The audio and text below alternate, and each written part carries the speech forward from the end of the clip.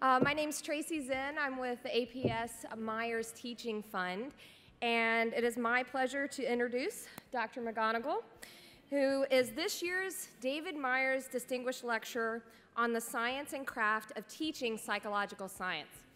Now, let me just ask you guys a question. How many of you have not seen her TED Talk on the upside of stress? There can't be too many of you because it's one of the most viewed TED Talks ever. So if you haven't seen it, you're going to have to go out and watch that. I personally was a little stressed last night, so I watched it again. Dr. McGonigal is going to tell you a little bit about her background, but let me tell you why we asked her to speak today. The David Myers Fund, APS Fund, is focused on honoring and recognizing psychological scientists who are giving psychology away and are disseminating our science to the public. And Dr. McGonigal is passionate about giving away science, giving applications of her science to organizations, communities, and educators. So I'll let her tell you a little bit more about herself, but let's welcome Dr. Kelly McGonigal. Thank you. Thank you. Okay, I like that. One of my values is definitely giving it away. Another one of my values is direct participation rather than passive listening. So I'm going to give you one more chance with this first assignment. Can we have the slides back up? So I would like you to actually think and actually talk to someone sitting next to you. I spent the last couple weeks bugging psych scientists on Twitter to ask them about their values as a scientist and as a psychologist. So you see some of them up here if you need any inspiration. But I would like you to take a minute and think about maybe 1, 2, or 3 core values that you hold as a psychological scientist, and to turn to someone sitting near you and tell them at least what one of those is. And depending on how loud the volume of discussion is, you may get further, more advanced exercises in direct participation. That's my hope. So you're going to show me what you're willing to do. OK, go.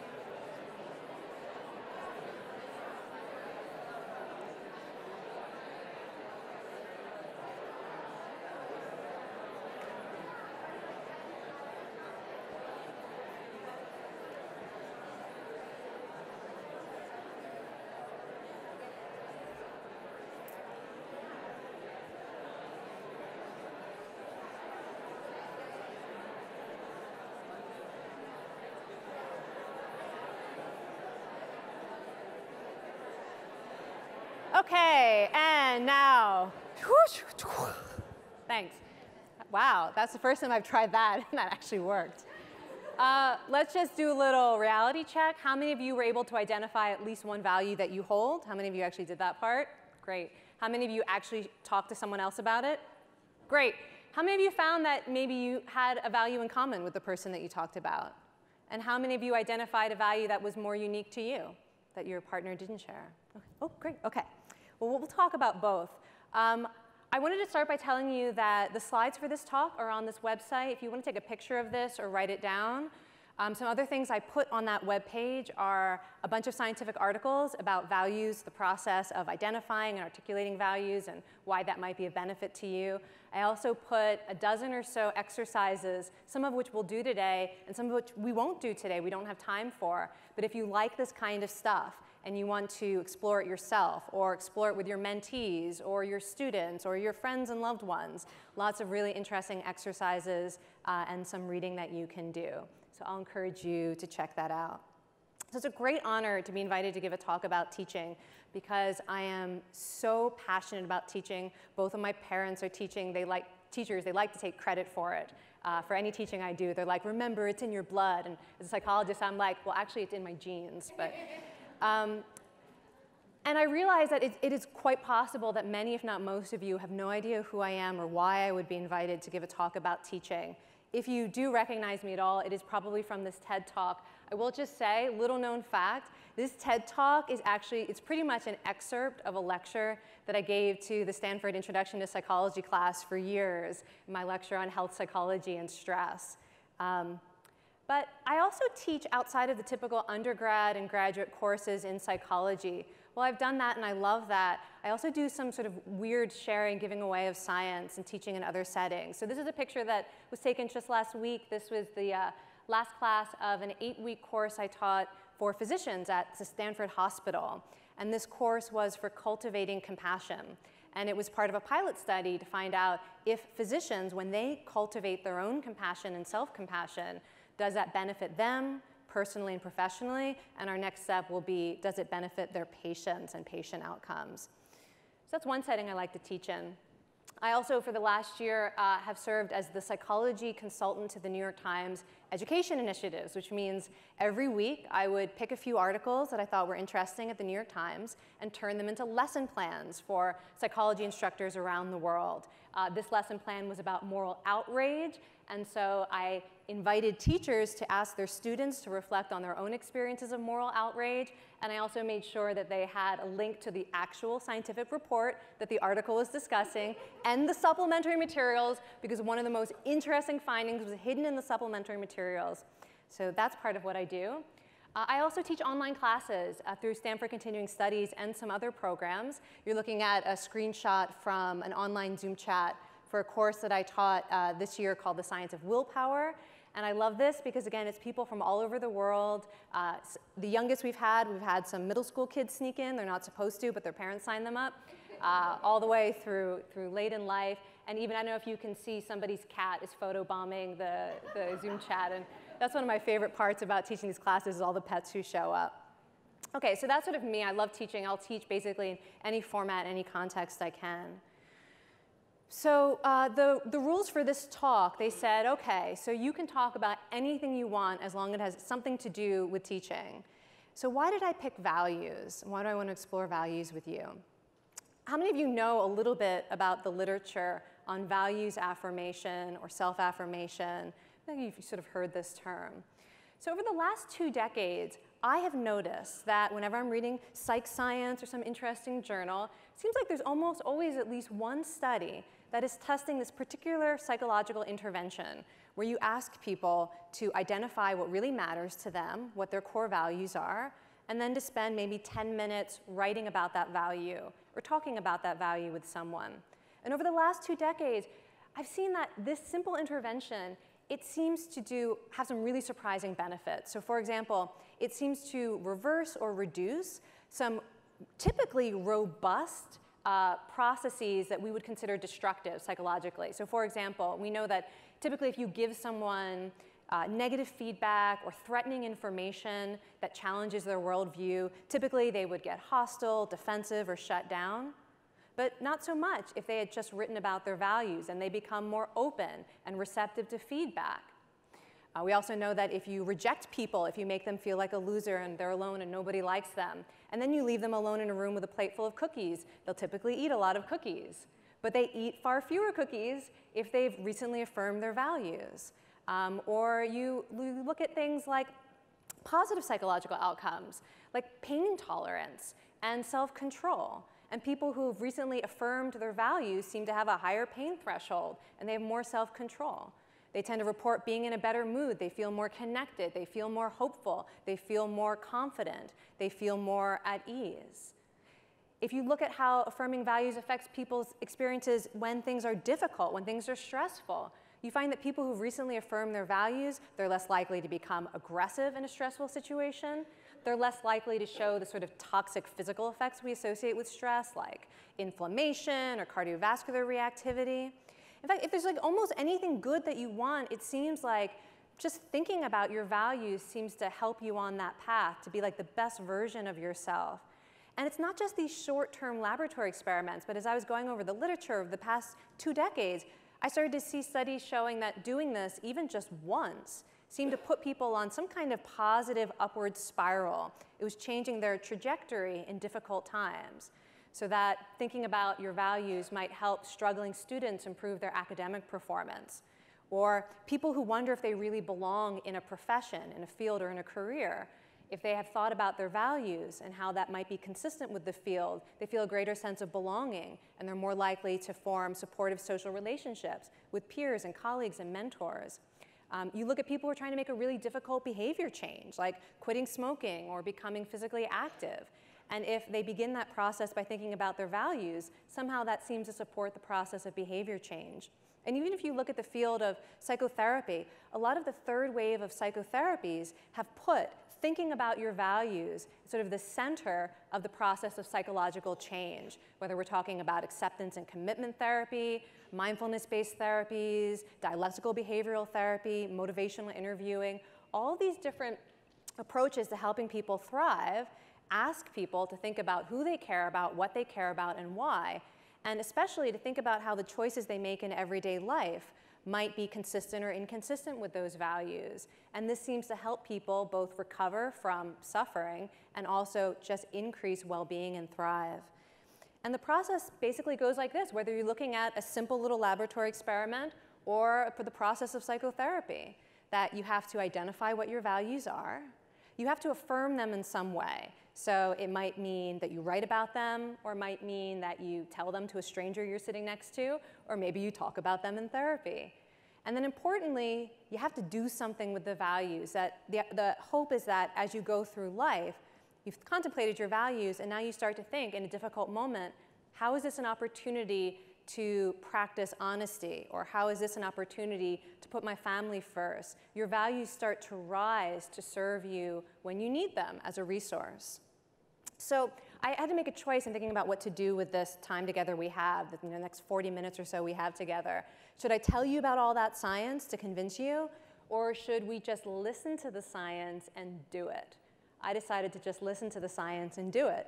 So the rest of this workshop is a little bit of like a mini mindset intervention where I'm going to invite you to continue to identify your values, to affirm them publicly or privately, and to begin to think about what the process would look like of really making those values the cornerstone of your teaching, both the content of what you teach in psychology courses or how you mentor students, and also the process of how you teach and how you think about your service as an educator.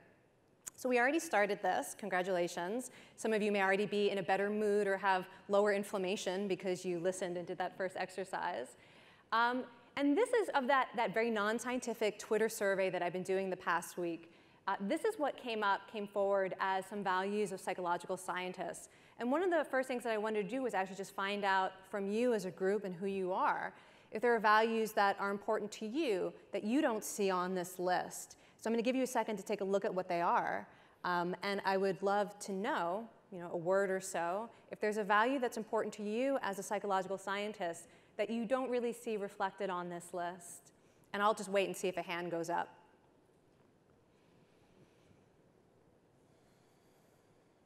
Yes. Yeah, service and making the world a better place.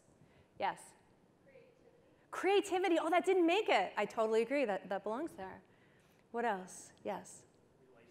Relationship. Yes. Sustainability. That's important. Yeah, that's an important one to think about. Anything else? Yeah. Sorry? Mystery. I like that. I feel like it's like working in the same space as curiosity, which, by the way, was the most common value that I got tweeted, was curiosity. And I thought it was interesting because this year, the 2016 annual meeting of the American Association for the Advancement of Science, they actually presented data of a survey of 500 really prominent physical scientists, biologists and chemists and physicists and astronomers. And the #1 most important, highly ranked value for them was curiosity. So I was really surprised to see that emerged in my informal survey as well among psychological scientists. Anything else that you, yes? Persistence, good, yeah. Yes? Transparency. Meaningfulness, good. How about one or two more? Ambition. Did I hear that right? I didn't see a hand, I just heard it. Like, yeah, you take that space. You don't need to raise your hand because you've got ambition. Yes? Critical thinking, great. If you haven't already and you know how to use Twitter or any other social media platform, I really encourage you to actually tweet your values. One of the best things that emerged when I started tagging my colleagues, I was like, hey, what's your values? One of my colleagues, Brian Knudsen at Stanford, he tweeted that one of his values was having fun. And two of his mentees tweeted back and said, that's totally true. That really supported me when I was working with you. And I thought that was so interesting to watch that just sort of rise up, that when we acknowledge and come forward with our values, it actually gives other people an opportunity to affirm them in us as well. So I want to give you a chance to think not just about your values as a scientist, but also values that might be specific to you as a teacher or mentor or an advisor. So these are three of the most important teachers and mentors in my life. If you were to recognize any of them, it'd probably be the guy in the middle. Anyone recognize him? He just gave a talk across the hall, I think. Right, so that's James Gross. He was my advisor as a PhD student, and also an incredible mentor as a teacher. I mean, he's just a fabulous teacher, not just a fabulous scientist. To his left is Sherry Huber. She's been my Zen teacher for the last 16 years or so. I would describe her as having a fierce compassion. She is very rigorous in how she guides people toward their own compassion and awareness. And then on the right is Barry Moore. And he is a performing arts instructor that I worked with as a kid from the age of 9 until through high school. He used to teach these community groups to, he was trying to get kids off the streets into performing arts, and I had the opportunity to do summer theater with him for many years. And the thing that really stands out to me about Barry is that he had this way of seeing who people were, even before they knew it in themselves. I wanted to just tell you one very classic Barry story. So every summer we did this big theater performance, and if you showed up, you got a part. It doesn't matter, I can't sing, but I was allowed to sing. It doesn't matter how badly I sing. Everyone had some part to play. And one summer, a kid showed up. He was 7, I think. The shyest kid you've ever seen. I mean, so shy, just panicked every time someone would try to talk to him. And his parents were trying to push him to be different, like push him to find his confidence and, come out of his shell. And Barry saw how uncomfortable he was with all of this, and he came up with a special role for this kid in that year's play. He created this role that wasn't in the script called the silent poet. And in every scene, this kid, Frank, was on stage with everyone else, but he didn't have to sing, he didn't have to say anything. He just was there, he was part of the process. And then in the program notes, there was marked, there would be a special moment, like asterisk, the silent poet takes the stage. And so at a certain point in the show, Frank comes forward, little kid, and his entire role, he's been directed to stand there at the stage and just look at the audience for 1 minute in silence, and then do this. That kid got a standing ovation every night. Think about how genius this was. Take a kid whose biggest fear is being seen by others and give him the direct experience of getting a standing ovation every night for just being himself. That was sort of Barry's genius. And actually, when I think about what all of these three mentors had in common, I would say that they are deeply committed to seeing the potential in individual students and doing whatever they need to do to help those students learn and grow and thrive. So now this is your second exercise. I would like you to think about a mentor, a coach, a teacher, a role model who's had some positive impact on you, maybe your work as a scientist or as a teacher. And again, I'm going to be quiet for a minute or so. And I would like to see if you could describe, and it could be more than one, but at least one, if you could describe them in a few words or in a sentence that kind of sums up how they are or who they were to you as a teacher or mentor, or what it is that you admire about how they come at their work, say, as a scientist. Do you think we can do this? I'll take your silence as agreement. Okay, so let's take a minute to do this, and I'm going to ask you to do something with it. So it would behoove you to actually do it and not play the I'm pretending I'm doing this game. Okay?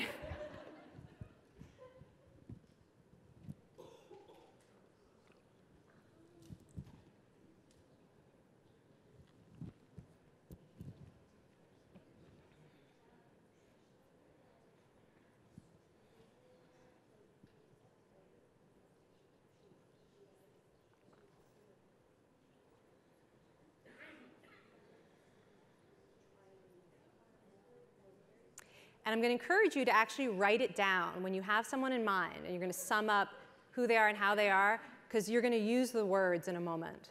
And I want you to commit to the words that you're going to use.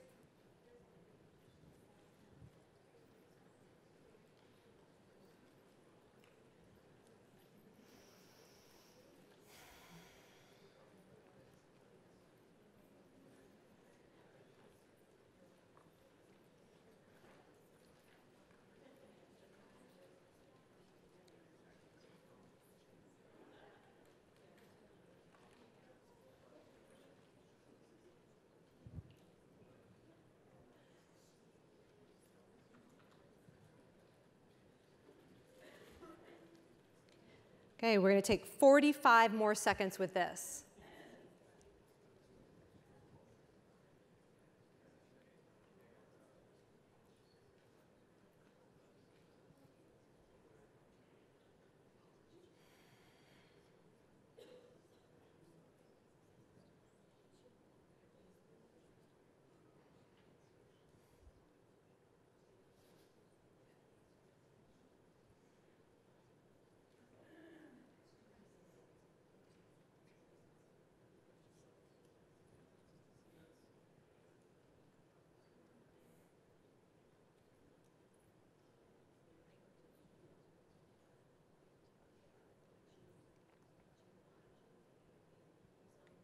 Okay, how many of you were able to think of at least one person who's had a positive influence on you in some way? Okay, good. So here's what the exercise is. And I actually learned this exercise from Sherry Huber, my Zen teacher. In fact, the first time I did this exercise with her, I actually was thinking of her, which ended up being kind of embarrassing. So here's what I would like you to do. You're going to turn to someone sitting near you, and rather than telling them about this person, you're going to tell them about yourself using the words that you used to describe this person who had a positive influence on you. So I told you that what I really appreciated about my 3 mentors is that they are deeply committed to seeing the potential in others and helping them learn and grow. So if I were doing this exercise, I would turn to the person sitting next to me and say, "Hi, I'm Kelly, and I am deeply committed to helping students thrive, to seeing the potential in students and helping them learn and thrive." Did you catch that? I am deeply committed. When I did this with Sherry the first time, I remember saying to Sherry, "Hi, I'm Kelly, and I am brilliant, wise, and also very confusing." It's like, yes, she is sometimes. Okay, so you got your words, you put them down on paper, own them, because this is a projection exercise, that often the good that we see in others or what we value in others says something about our own values. So go, turn, introduce yourself to someone.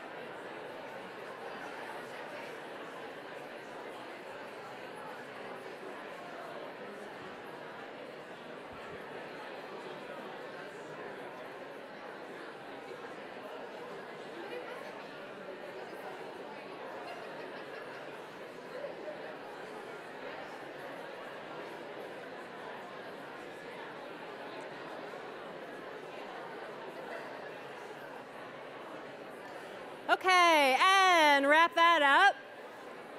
Wrap it up. All right, so now I'm going to ask you a question. So those of you who were introduced to someone, you got to hear someone introduce themselves, did you believe them? Did that seem like actually that felt like that was probably true, what they said? Yeah, good. I liked seeing some heads nod. Now, when you said it yourself, did it feel true? When you said it yourself, did it feel true? It's a great exercise, in part for that reason. My experience has been oftentimes some people refuse and they start changing it because they don't want to own it yet. Like, no, no, no. But often, you really hit on something if it feels like something you're sort of afraid to say, but it secretly makes you happy to say it. I hope some of you had that experience. Okay, I got one more exercise I'm going to push some of you guys to share with the whole group this time. So how many of you have ever done the classic lifeboat values clarification exercise? You know what this is? So we're not going to do this, but this is the exercise is you are told, for some reason, you are on a boat that is sinking, and the decision about who gets a spot on the lifeboats has been left to you. There are 6 spots left on a lifeboat, and there are 10 people on the boat. And I don't know why, but you have been given the right to decide who gets on the boat. And they have a whole list of like who the people are and what they do. And this is supposed to clarify your values. So rather than ask you to do this with everyone in your department who gets a seat on the lifeboat, this is my version of the exercise. My version. Okay, imagine this. You've been given a chance to share one psychology study or theory with the world. But that's it. For the rest of your life, you are only allowed to talk about, I don't know if that's part of the exercise, but you're only allowed to share one study or one theory. What is it going to be and why? Why is that study or theory important to you? And what do you think the value of sharing it with others is? You probably won't be surprised that when I was making these slides and I was like, what's mine? I'm like, duh, I know what mine is. It's values affirmation, because I teach it in pretty much every class and with every group I ever work with. I make them do some sort of values affirmation exercise. So I know what mine is, but I'm really curious if you know what yours is. And what I'm going to ask in a minute is for a couple people to is this mic live? I don't even know who I'm asking this of, but is this mic in the middle? Is this live? Yes, it is. So if you come up with one, I want you to come to the mic and just tell us, like the short version, name it, we'll probably know what it is, and then just a sentence or two about why you think it's such an important study or theory. And I'll know we're ready if somebody's standing behind that mic. It's an invitation to practice courage. Ooh, I see someone going. This is exciting. I've never tried this before. One of my values as a teacher is taking risks. And if it doesn't work, it doesn't work. All right, go. Okay, this just to you. Or like, so the first paper I thought of was Sonia Lyubomirsky's The Pursuit of Happiness, sustaining happiness, creating it, not just finding it or thinking it will drop in your lap. Yeah, and why is that so important to you? Why would you want to share that? I share it with all my students because I think they go out thinking that when they find somebody, find that job, get so much money, that they're going to be happy. And they don't. They have to create it. They have to work after it. Yeah. And you want them to be happy. Yeah. Yeah. Great. Thank you. Yeah. Give her a round of applause for her courage. Oh, good. There's another one coming. All right. What study are you putting on the lifeboat? Hello, yes. Dan Siegel's integration of neurobiology, I think, is very relevant as a person, as a teacher, as a mentor, as whatever your field is. When you become the object of regulation towards another person. So you're using your mind, your brain, and your body as a regulation process for that person that is suffering or in stress or in happiness, and you can just be part of him in that space. Yeah. So I think that Dan Siegel's theory is great. And do you experience yourself as doing that with your students and the people you work with? I always have tried to have that interpersonal networking in all of the different areas where I work. Yeah. And what has been the most beautiful thing is that we do it with 3-year-olds, and it is working so well that now the children are at a better level, academic level, and at a much better social and emotional level also. Thank so you you're very teaching much. it and you're living it. Yes, it's great. Thank Thank you. you. All right, one more. Got to represent some other fields of psychology too. What do you have? I love social learning theory. Social learning theory, and I tell us love it. why. I love it because everybody does it, everybody sees it, everybody experiences it. It is the integral element of influencing others and being influenced by others and learning, the process of learning. And I love it because it shows people the boundary conditions of theory and how there are things that you can learn through observing, but there are some things you can't. And so I always use this for my students to teach about boundary conditions and how not every theory, or no theory applies to every situation. So it's got the theory and the research part, but it's also something that is fundamental to our social experience. Yeah, so you picked one that you're excited about the content, but also you're teaching people how to think like a psychologist. Excellent, thank you. All right, good. You guys get an A+ for participation. So I want you to go home and think about this. Is there like a cocktail party happening tonight? This is a great conversation starter. If you're a little tipsy, it goes much better too. Like, what's that one study? Okay, next. So I'm not going to do any more of these exercises with you today, but again, if you were on the fence about whether to write this down or not, if you're interested in the studies that use these types of exercises and how they affect people, or you're interested in more exercises like this, take a picture or write this down, and I put together a lot of resources for you. But what I want to shift to now for the last bit of the time we have together is something I'm particularly passionate about. I think you guys good with that? Okay. And this is that special sweet spot where your values as an educator, your values as a scientist, and your values as a human being seem to collide or coexist. And Parker Palmer, who has written the book The Courage to Teach, and he's an activist and an educator, he talks about this as being a possible soul-role overlap. And I know we're scientists, so I don't necessarily mean metaphysical soul, but that sense of like who you are as a human being. And he has said that there are some values and qualities that are just so central to who you are that you can't help but bring them into every role and relationship that you're a part of.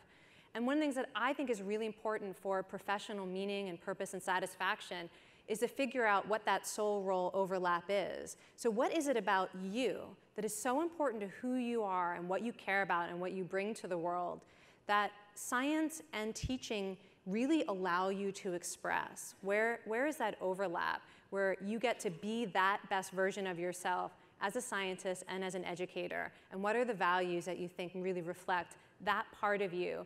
And maybe not shared by all scientists or all educators, but teaching and research gives you an opportunity to really express and share those values.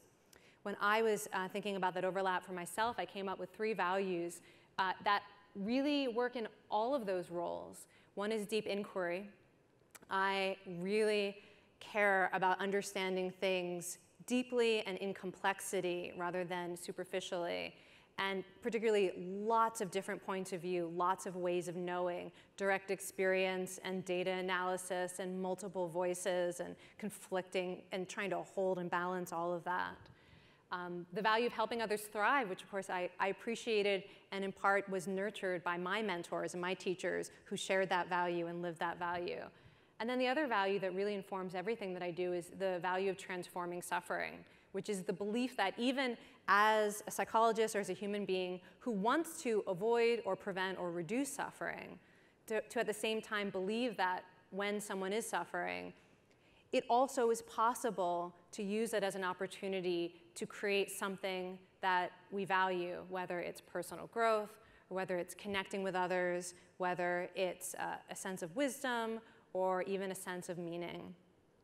And what I would encourage you to do, we're not going to have time to do this in 2 minutes. This may be a little deeper reflection for you to take home. But what would be at the center of that Venn diagram for you, where you feel like, when you think about who you are and why you're grateful to have the opportunity to be a scientist, you're grateful to have the opportunity to be a mentor or a teacher, because those are roles that allow you to express that aspect of yourself. What would that be? And then to use that as the basis for making choices. And I'm going to finish this talk by giving you a few examples of things that you could sort of dive in once you've identified some core values. And one is to let it guide the process of learning design. When you think about all the opportunities that you have as a teacher, whether it's running a lab meeting or teaching a seminar or a large lecture class, or just the conversations that you have in office hours or with students that you're mentoring, to think of all of that as being something you could do a little bit more intentionally by connecting to your values. So I wanted to give you an example of 2 tweets that I received that I thought were interesting, sort of different core values of education. Someone from the Suicide Research Lab in the UK pointed to some really heart-centered values in teaching: respect, compassion, nurturing, and growth. Paul Matson tweeted a very specific value: teaching students not to focus on what we know, but what we don't know. Now imagine if one of those were your core values as a teacher and you decided to start with that and then say, okay, what course can I teach? Or the course that I am teaching, how do I make that course connected to this value? What discussions am I going to have in class, and how are those discussions going to work? How am I going to run lab meeting? What's the rituals? Who gets a voice and who doesn't get a voice? What's a conversation I need to have with the students that I'm mentoring, and how does that go? It'd be very different if what you're thinking is focusing not on what we know, but what we don't know, right? How could that inform lecture design? How would that inform your exams if what you really want is for students to be asking questions that they cannot answer yet? What does that look like? And in my experience mentoring a number of teachers in a lot of different contexts, this is a really fun exercise, and it takes some time. But if you were to think, going to summer break now, thinking about what's on your plate for fall if you're teaching a class, or how you want to have some conversations with your mentees before the end of the year, what would it mean to take one of those core values and actually plan something out intentionally that reflects that value? Also thinking about the stories that you tell. A few years ago, I was very blessed to hear a friend of mine just say off the cuff, the stories that you choose to tell, that's how you tell the world what you value. And I was like, that's really interesting. The stories that you choose to tell, that's how you tell the world what your values are, what you value. Because as a teacher, I'd always thought, well, stories are there to entertain people, they're there to keep undergraduates awake, YouTube video, something. And I also felt like I was not a good storyteller because I'm not particularly entertaining, and I don't know, I never really knew how to use stories in my teaching. But when she said that, I thought, oh, stories are how you tell people what your values are. It made me much more excited about thinking about the stories that I tell when I'm mentoring individuals, or when I'm in the classroom, or in a situation like this. So I just thought I'd give you an example. Again, this is I'm plugging Twitter. I don't have any stock in them, but so on Twitter, Sanjay Srivastava, a former colleague of mine, he said that one of his main teaching goals is to make sure students see science as a process, not just a collection of facts. And then he spontaneously shared that one of the main ways he does that is by telling historical stories about the process of science, because that's what he values, and he wants students to see it in that way. So look at some of these other values that people were putting forward. So Stacey Williams says her primary values are inclusion and intersectionality. Now, if she's thinking, what stories am I going to tell in a lecture or in a lab meeting? How might those values shape what stories she tells? And also, who else does she invite to tell their stories? Or the value Michael Inslick shared, that one of his main values as a scientist is admitting mistakes and learning from mistakes. So how is that going to inform what he includes in a lecture, what he talks about in lab meeting? I have to say, since I mentioned what a wonderful teacher and mentor James Gross was to me, I remember very clearly my first year as a graduate student. I made a mistake. Nobody taught me how to merge SPSS files. And someone just asked me to merge some files for the lab, so I did. I didn't do what you're supposed to do with the variables. And at a certain point, because the lab had a lot of great checks and balances in place, so this was picked up pretty quickly. But there was a period of time in which I and other members of my lab were analyzing a data set that was completely invalid because I had merged the files incorrectly. And I remember when I had to tell James this, and almost the first thing out of his mouth, he was telling me a story about a mistake he had made as a graduate student that had something to do with coding videos. And I don't know if the story was true or not, but I remember that he made that choice in that moment, and it's probably what kept me in graduate school instead of quitting, because I was so ashamed of this ridiculous mistake I had made. And when I think about the stories that I tell, one of the things that I have made a big commitment to as a teacher is I actually ask students in my class at the end of class to tell me and to tell their classmates stories about how their thinking has changed, right? How's your thinking changed as a result of this class? And also to any stories of personal growth or success, because a lot of the classes I teach have a personal focus, like people trying to reach an important goal. I ask them to tell those stories so that they start to cultivate their own narrative of change or growth or learning, and I ask them to share it with others, so they're also starting to create the sense that they have something to offer and to give back. This is an example of that. This is my student Rachel. She took a number of my online classes, and one of the classes, the Science of Willpower, her goal for that class was to conquer her fear of flying and get on an airplane. And she tweeted this photo of herself and tagged me at it to show that she was on an airplane after our class had ended, which was amazing. She also was using something we learned in class. So we had talked in that class about when you're trying to do something difficult and you aren't sure if you can do it, it could be useful to think of that as an opportunity either to ask for help or to look for a way that your choosing this might be of service to others, that tend to befriend strategy. And so she actually was acknowledging that by tweeting this photo of herself facing her fears, that she was both receiving help and also possibly helping others. And I asked her permission to use it in class. And then first week of my next Science of Willpower class, my students were introduced to Rachel and how she had used the class to overcome this fear so that they might feel less alone. That's one of the ways that I let my values guide the stories that I choose to tell. Oh, great. OK. So the last thing that I wanted to share with you has a very depressing name, the tragic gap. So the tragic gap, this also comes from Parker Palmer, who talks about, what happens when we're really clear about our ideals and our values and we are trying to live them. That we will come many times to a point where we sense a gap, a tragic gap, between our ideals and our values and what we want to offer the world and what we are actually capable of in this moment. And he's talked about how important it is to live in that tragic gap instead of, say, using that tragic gap as a reason to abandon your goals or your values. Like, it's too much, what's the point? And your tragic gap, it might be feeling your self-limitations, like, I said I really cared about this, and then I didn't actually live up to it when the time was tight and I was down to the wire. Or maybe you sense that there's something about administrative policies or bureaucracy that makes it really difficult to be the kind of teacher or scientist that you want to be, and that's the cause of the tragic gap. And my encouragement to you is to start to sense this tragic gap as an opportunity not to abandon your values, but to double down on your values. The very value that feels most threatened is like your only way to survive the tragic gap. And I wanted to end by telling you a story that I experienced of my own tragic gap. And this also, it'll give you a sense of using stories as a way to tell people what you care about.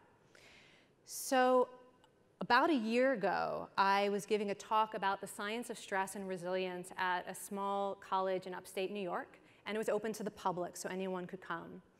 And I thought the talk had gone pretty well. Afterwards, I chatted with a lot of students, and they seemed to have benefited from it. But the next day, when I got home, I had an email from someone who identified himself as the old guy in the back of the room. I'm not really sure who that was. And he said that he was really, really disappointed by my talk, that he had come to this talk thinking that he was going to hear something uplifting and useful, and instead he got a bunch of boring science. Okay, that's not a tragic gap, because I value science, he didn't. But the tragic gap was this. Then he went on to say, do you actually think that anything you said was of any use to the students in the room? Do you know that students are suffering? Do you not understand that there were probably students in that room who were depressed or anxious? Do you not know that maybe there was a student in that room who's thinking of killing themselves? Do you honestly think that anything that you said would have been of any benefit to those students? I don't. So that that was a tragic gap for me. And he didn't even, like, for reasons he would never understand. So one of the things that I do before every talk I give, including this talk, is I think about my values, including the value of wanting to actually have something to offer to help others thrive. And I often am imagining, like, who might be in the room tonight. And so before that very specific talk, I'd been thinking, okay, I remember what it was like to be suffering as an undergraduate. And I was thinking about the students in the room and maybe what they might need to hear. And I also, sort of in the back of my mind and coming forward a bit, was the thought of a specific student that I had had my first year co-teaching Introduction to Psychology, who actually killed himself after taking an incomplete in that course. And I've often thought about that as a missed opportunity and a great tragedy. And I've often thought about, is there any way to be in relationship with students who are suffering where you might be able to say something?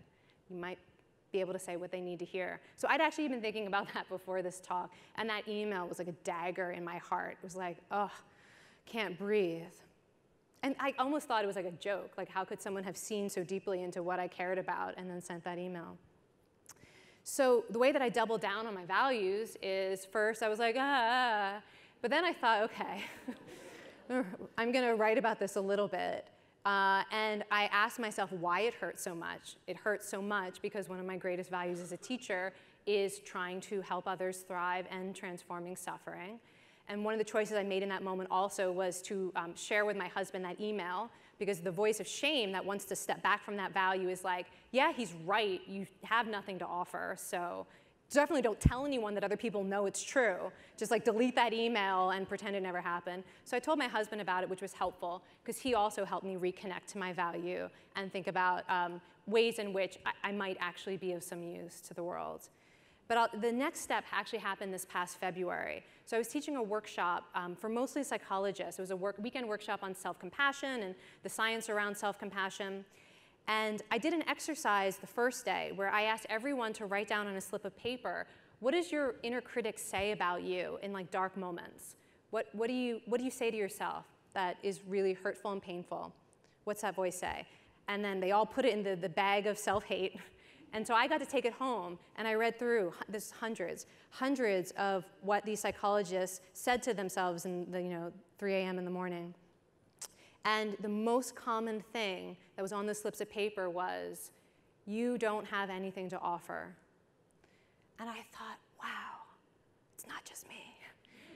And so I made the choice the next day. I started the next day by telling them the story that I just told you about that email, about sort of the pain of feeling like you have nothing to offer and the importance of recommitting to that value. And I did it also to help them understand that voice is not something that is saying anything true about who they are and what they have to offer. It's sort of part of the voice that comes up just to remind you of what you care about so much. And that's part of the tragic gap. When you care deeply, that's going to be the pain that you feel. It's not the values you don't care about, the negative feedback you get on course evaluations. Like, if you don't care about it, it doesn't hurt in that way. And so in many ways, that tragic gap, or that voice in your head that's a little bit self-critical, it's just there to tell you what you really deeply care about. And that was an example of being able to use a story. I thought it helped transform my own suffering. And I heard from a lot of people at that event how useful it was to hear that as well. So how to move forward with this? You've got the website, and I'm going to encourage you to take some of those resources and to share them with others if you did any exercise that you found supportive for yourself as a teacher or a scientist or a mentor. And you can also get in touch with me. Please tweet me your values or your stories about teachers. I love hearing it. And they're going to pull me off the stage and take me to go do a book signing meet and greet in the exhibit hall immediately, like now. I'm surprised the hook isn't here already. So if you have questions or you want to chat or introduce yourself, you do not need to buy a book. Please come and just say hi. And I hope that this time together has given you a sense of yourself and what you care about, and that you will really listen to that and let it infuse all of your work as a researcher and as an educator. Thank you.